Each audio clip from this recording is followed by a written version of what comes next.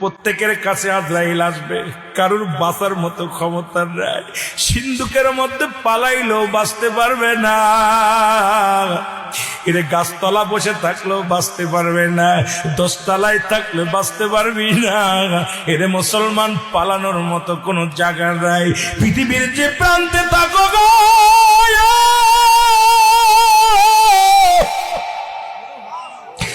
আজরাইল তোমার খুঁজে বাইর করবে, শুধু হুকুমতে দেরি।